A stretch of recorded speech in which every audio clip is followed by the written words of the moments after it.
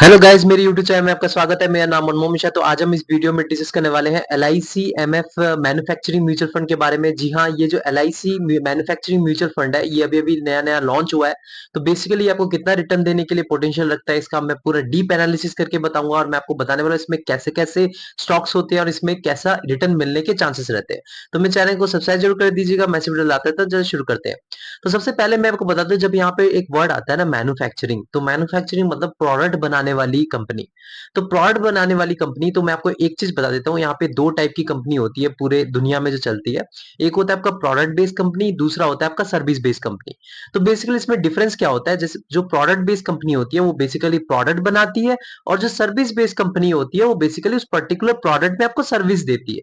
तो इसीलिए ज्यादातर जो लोग होते हैं, आप सुनते आ रहे होंगे कि जो जॉब करते हैं लोग, वो ज्यादातर प्रोडक्ट बेस्ड कंपनी को ज्यादा प्रेफर करते हैं as compare to service based company. Product based company में क्या होता है, जब आप चीजें बनाना सीख जाते हैं ना, तो फ्यूचर में क्या है कि आप अपना खुद का स्टार्टअप भी कर देते हैं। जैसे कि आपको मान लीजिए आपको एक मोटर बनाना है, तो आप उसी कंपनी में काम करते हैं जो जो मोटर मैन्युफैक्चर करता है। तो वहां पे जब आप सीख जाते हैं कि कैसे मोटर बन रहा है, तो आप क्या करते हैं, अपना खुद का जब पैसे थोड़ा बहुत हो जाते हैं, तो खुद का आप सेटअप करके आप वो मोटर बनाने लग जाते हैं और खुद की कंपनी का टैग लगा के आप बेचना शुरू कर देते हैं। तो उसमें क्या है कि वो सीखने को ज्यादा मिलता है।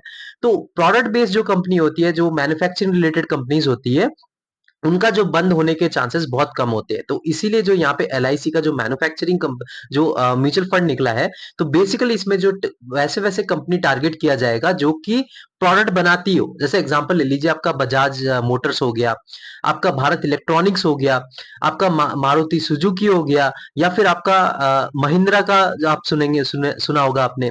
तो जो चीजें हैं वो आप मत सोचिए कि मैंने यहाँ पे सारे व्हीकल्स के एग्जांपल दे दीजिए, कोई ये सिर्फ एग्जांपल दे रहा हूँ। उसमें बहुत सारे प्रोडक्ट बेस्ड कंपनीज होती है जो एसी मैन्युफैक्चर करती है, जो रेफ्रिजरेटर मैन्युफैक्चर करती है। तो बेसिकली ये जो चीज होता है, इनमें बंद होने के चांसेस बहुत कम होते हैं। तो मैं आपको ये बता दूं कि ओवरऑल देखा जाए तो ये पर्टिकुलर जो म्यूचुअल फंड है, इसमें बहुत दम रहता है। मतलब आपका जब प्रोडक्ट ही नहीं रहेगा तो उसकी सर्विसिंग कैसी होगी।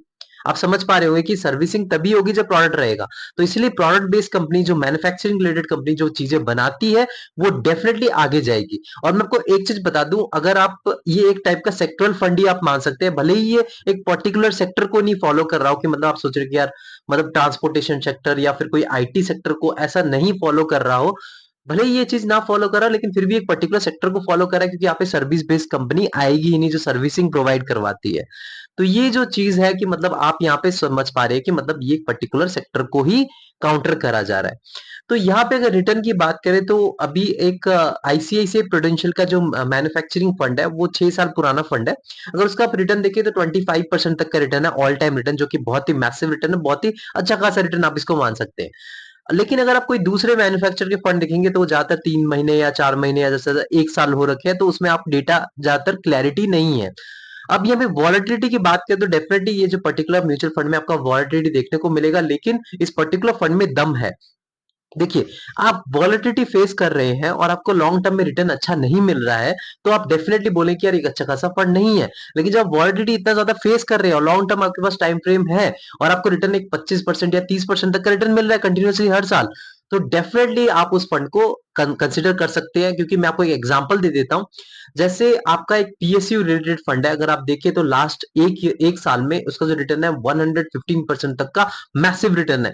कई लोग हैं जो पीएसयू रिलेटेड जो म्यूचुअल फंड है उसमें ज्यादातर इन्वेस्टमेंट कर रहे हैं, लेकिन वो भी एक सेक्टरल फंड है, वो एक जो क्या कहते हैं पब्लिक सेक्टर फंड है, तो उसमें 51% जो स्टेक है वो गवर्नमेंट का है, 49% प्राइवेट का स्टेक है। तो उसी के रिलेटेड जो कंपनीज है उस पर्टिकुलर पीएसयू के रिलेटेड फंड में होती है। लेकिन प्रॉब्लम क्या है कि अगर आप इसका ऑल टाइम रिटर्न देखें ना लास्ट 10 ईयर्स में, तो इसका 13% तक का रिटर्न है।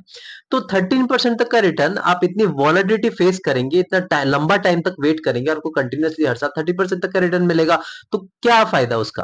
क्योंकि देखिए, आप तो वो इंडेक्स फंड में भी जनरेट कर सकते हैं 14 से 15% तक का रिटर्न, तो फायदा क्या। अब जैसे आपने देखिए, जो भी सेक्टरल फंड होते हैं, वो रिस्क जो है वो स्मॉल कैप फंड के बराबर ही लेके चलते हैं। तो आपको रिटर्न अगर 20 से 25% या 30% तक का रिटर्न कंटिन्यूअसली हर साल ना दे, तो इतना जो आपने बीच में जो जब मान लीजिए आपने 10 से 15 साल तक इन्वेस्टमेंट किया, तो बीच में आपको कभी ना कभी तो तकलीफ आई होगी, कभी ना कभी आपको पैसे की जरूरत पड़ी होगी, और तब आपने मुश्किलात से मतलब सामना करके आपने तब सोचा नहीं यार मैं पैसे नहीं निकालूंगा, अभी मैं लॉस में चल रहा हूँ, मैं भी वॉलेटाइल है, अभी अभी जो मार्केट है वॉलेटाइल है। अब जो ये चीजें फेस करके आप फिर 15 साल तक वेट करें और फिर बाद में आपको पता चला कि उसने इंडेक्स फंड के आसपास भी रिटर्न नहीं दिया, तो फायदा क्या? तो आप बोलेंगे यार इंडेक्स फंड के करीब करीब ही रिटर्न दिया है, लेकिन फायदा कुछ नहीं है क्योंकि आप वॉलेटिलिटी भी फेस कर रहे हैं। तो इसी चक्कर में जो यहाँ पे जो सेक्टरल फंड में अगर मैं ओवरऑल चीजें बताऊं, तो बहुत ज्यादा रिस्की रहता है। अगर लॉन्ग टर्म में आप फार्मा भी उठा लेंगे, अगर आप उसमें देखेंगे तो उसका भी रिटर्न वही 13 से 14% है, तो रिस्क तो रहेगा और रिटर्न भी आपको थोड़ा ज्यादा नहीं मिल पाता है। लेकिन मैं आपको दो ऐसे सेक्टरल फंड बताता हूँ जिसमें मैं आपको बता रहा हूँ मैं बुलिश हूँ। एक तो आपका जो अभी ये मैंने मैन्युफैक्चरिंग रिलेटेड म्यूचुअल फंड बता दिया, और दूसरा जो आपका होगा वो डिजिटल रिलेटेड म्यूचुअल फंड। तो डिजिटल बेसिकली क्या होता है, उसमें आईटी कंपनीज होती हैं, आईटी कंपनीज मतलब टेक्नोलॉजी रिलेटेड म्यूचुअल फंड। देखिए अभी जैसे मैं वीडियोस बना रहा हूँ, मोबाइल है या फिर आपका कोई भी सॉफ्टवेयर है, कोई भी वेबसाइट है, वो सारा टेक्नोलॉजी के बेसिस पे ही चल रहा है। अभी जो आप क्रिप्टो करेंसीज भी देख रहे हैं वो भी टेक्नोलॉजी है, अभी आप एसी देख रहे हैं, आपके घर में जितने भी इलेक्ट्रॉनिक डिवाइस है वो भी टेक्नोलॉजी है। तो हर एक चीज जो है वो टेक्नोलॉजी पे ही बनी है, तो डेफिनेटली टेक्नोलॉजी आगे जाएगी ही जाएगी। तो ये कभी पीछे आने के चांसेस इसमें बहुत ही कम रहते हैं। और दूसरी चीज मैन्युफैक्चरिंग रिलेटेड जो मैंने अभी आपको बताया, ये डेफिनेटली आगे जाएगी। रीजन इसका ये है क्योंकि ये प्रोडक्ट बनाती है। अब यहाँ पे आपका कोई सर्विसिंग नहीं दे रहा है, यहाँ पे आपका प्रोडक्ट चीजें मैन्युफैक्चर हो रही है और बड़ी बड़ी कंपनीज है।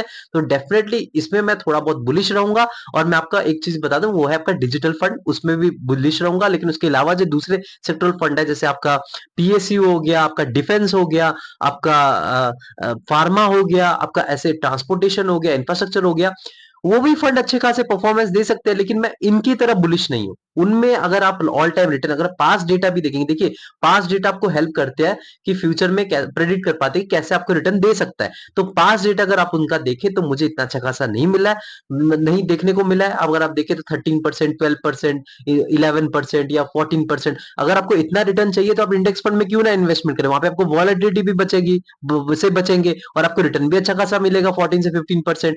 और तो आप इतना ज्यादा वॉलेटिलिटी फेस ही क्यों करें? तो इसीलिए जो चीज है कि मतलब आप जब सेक्टरल फंड में इन्वेस्टमेंट करते हैं, आप खुद रिसर्च करिएगा। लेकिन मेरे हिसाब से जो मैंने देखा है, कि मैं पर्सनली भी इन्वेस्टेड हूं इसलिए मैं आपको बता रहा हूं, तो मैन्युफैक्चरिंग रिलेटेड आप उसमें कर सकते हैं और डिजिटल में भी कर सकते हैं। लेकिन हाँ, लॉन्ग टाइम आपका टाइम फ्रेम हो तभी आप उसमें इन्वेस्टमेंट करें। और हाँ, दूसरा खुद रिसर्च करें, ये नहीं कि मैंने बोल दिया और आपने इन्वेस्टमेंट कर दिया। आप खुद रिसर्च करें, पास्ट रिटर्न के बारे में रिसर्च करके ही इन्वेस्टमेंट करिएगा।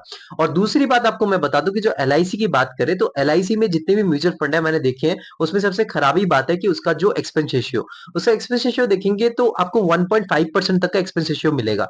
तो 1.5, अगर आप स्मॉल कैप का देखें 1.57% है, अगर आप लार्ज कैप या मिड कैप का भी देखें वो भी उतने तक है। तो 1% से ज्यादा एक्सपेंस रेशियो बहुत ज्यादा होता है। मैं आपको बता रहा हूँ, जब आप एक्सपेंस रेशियो 1% तक जाते हैं ना, तो लॉन्ग रन में आपको लाखों करोड़ों का डिफरेंस बन जाता है, और वो आपको एज ए मैनेजमेंट फीस देना पड़ता है। तो यहाँ पे 1% तो उससे ज्यादा है, 1% भी बहुत ज्यादा है। 1% तो छोड़ी, 0.8 या 0.9% भी मैं उसको भी रिकमेंड नहीं करता हूँ। तो यहाँ पे एलआईसी के जो एक्सपेंस रेशियो है वो पार हो जाते हैं आपके मतलब करीब करीब 1.5% या 1.6% तक।